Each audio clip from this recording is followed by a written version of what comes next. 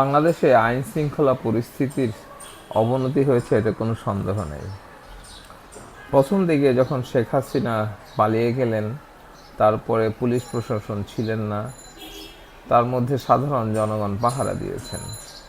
কিন্তু এখন তো মোটামুটি পুলিশ, সেনাবাহিনী সবাই মাঠে আছে, তারপরেও ছিনতাই, রাহাজানি, সড়ক দুর্ঘটনা এগুলো বেড়েই চলেছে।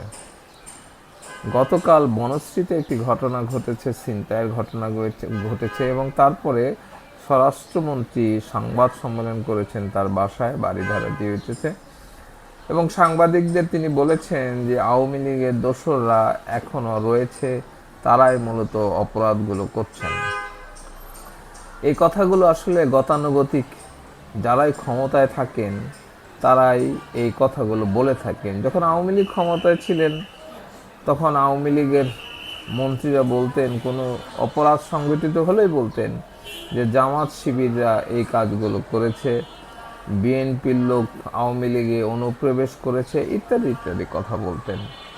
এই ধরনের কথা বলা যাবে না, কারণ হচ্ছে সরকারের হাতে পুলিশ রয়েছে, সেনাবাহিনী রয়েছে, গোয়েন্দা সংস্থা রয়েছে, প্রশাসন রয়েছে, ক্ষমতা রয়েছে, অর্থ রয়েছে, পলিসি মেকিং করার ক্ষমতা রয়েছে, পরিকল্পনা করার মতন যোগ্যতা রয়েছে, এবং সব কিছু তাদের হাতেই রয়েছে। তারপরেও যদি এই সমস্ত অজুহাত দেওয়া হয়, সেটি দুঃখজনক।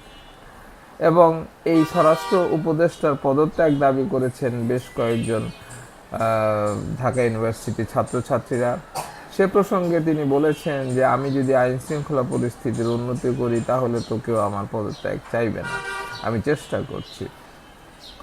আসলে আইন শৃঙ্খলা পরিস্থিতি বাংলাদেশে উন্নতি করতে গেলে কিছু ইনফ্রাস্ট্রাকচারাল ডেভেলপমেন্ট করা দরকার।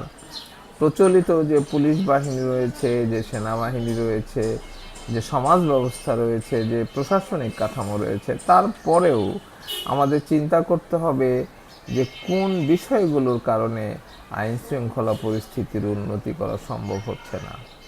এই যে ঢাকা শহরের ডেমোগ্রাফি, ঢাকা শহরের যে রাস্তাঘাট, জনসংখ্যা, দালান কোঠা, ব্যবসা বাণিজ্য, এই যে ঢাকা শহরের যে অবকাঠামো, সে অবকাঠামোর তুলনায় পুলিশ প্রশাসনের যে যোগ্যতা, তার সাথে সমন্বয় আছে কিনা, জনসংখ্যার অনুপাতে পুলিশ, থানা এগুলো ঠিক মতন বিন্যস্ত আছে কিনা, এটি দেখার বিষয়। এখন একটা উদাহরণ দিই, সেটি হচ্ছে একটি আবাসিক এলাকার নিরাপত্তার জন্য কি ইনফ্রাস্ট্রাকচার আছে, সেটি নিয়ে কোনো গবেষণা আমাদের ঢাকা শহরে কি হয়েছে? ধরুন এলাকার একটি থানা রয়েছে, সেই থানা ওই এলাকার অপরাধ মনিটরিংয়ের ক্ষেত্রে তারা কিভাবে কাজ করছে, সেটি নিয়ে কি কোনো কাজ হয়েছে?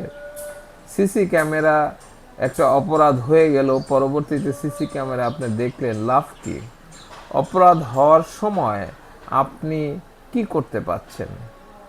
অপরাধ যেখানে সংঘটিত হচ্ছে তার আশেপাশে আইন শৃঙ্খলা বাহিনীর অবস্থান কতটুকু, সেটি গুরুত্বপূর্ণ।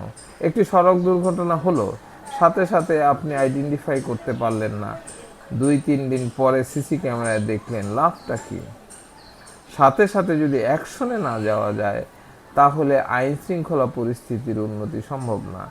আমাদের ঢাকা শহর এবং বাংলাদেশের ঘটনাটা এমন হয়েছে যে একটা ঘটনা ঘটবে, তারপর আপনি সেটা ইনভেস্টিগেশন করবেন। ঘটনার সময় তাৎক্ষণিকভাবে অপরাধীদের ধরার কোনো ইনফ্রাস্ট্রাকচার আমাদের মধ্যে নেই। হাইওয়েতে কি হচ্ছে আজকে 2025 সালেও যদি সড়কে ডাকাতি হয়, এর থেকে দুঃখজনক ঘটনা কি রয়েছে? এখনও এই প্রাচীন কালের মতন সড়কে গাছ ফেলে বাস থামিয়ে, আগে তো বাস ছিল না, আগে ঘোড়ার গাড়ি থামিয়ে মানুষজন লুটপাট করতেন, ঠিক এখনও বাস থামিয়ে, এই আধুনিক যুগেও বাস থামিয়ে ডাকাতি হচ্ছে। তার মানে কি, এখানে সমস্যাটা কোথায়? আপনি কি করতে পারেন না প্রতিটি বাসে একটা করে আইন শৃঙ্খলা বাহিনীর লোক রাখতে পারেন, অস্ত্রধারী এক একজন সিকিউরিটি রাখতে পারেন, এবং তারা যাতে সমন্বয় করতে পারে হাইওয়ে পুলিশের সাথে, তার ব্যবস্থা করতে পারেন। আমাদের এই প্রচলিত ব্যবস্থার পরিবর্তন দরকার। আমরা একে অন্যকে দোষ দিলে লাভ হবে না। আপনারা সরকারে রয়েছেন, আপনাদেরই পরিকল্পনা করতে হবে। যদি পরিকল্পনা না করতে পারেন, আমাদের মতন মানুষকে ডাকেন, আমরা আপনাদেরকে বুদ্ধি দিতে পারবো। সাধারণ মানুষকে ডাকেন, যারা ভিকটিম, যারা এফেক্টেড, তাদেরকে ডাকেন, তারপরে পলিসি তৈরি করেন।